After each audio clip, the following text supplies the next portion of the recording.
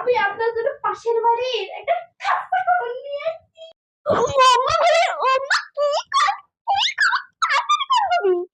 জানেন পাশের বাড়ির ভাবি না ওই কিভাবে কিবা হইছে, শুধু কান্দি তার ওনার বাড়ির সাইড দিক দিয়ে শুধু মাংসের গন্ধে আর ভাতের গন্ধে করতেছে। আমি তো এখনই যাইতে মন চাইতেছে। কিভাবে কিসের মিলাদ, কিসের যে মিলাদ আমি তো বলতে পারছি না, কিন্তু আমার তো খুব যাইতে ইচ্ছা করতেছে, কিন্তু আমি তো যাইতে পারবো না ভাবি, কারণ ওই ভাবির সাথে কুটনি ভাবির সাথে ঝগড়া। আমার কি বানাবে, আমার পুরো গোটা পাড়ায় কুটনি কইরা রাখছে। আমি তো আর যাইতে পারবো না, আপনাকে দুটো পট দিচ্ছি আমি, ওই পট দুইটা নিয়ে যায়া দুই পটে দুইটা পট ভর্তি ভর্তি করে মাংস নিয়ে আসবে, কিন্তু আলু বেশি নিয়ে না, ঝোল বেশি নিয়ে না, শুধু তোজা তোজা মাংস।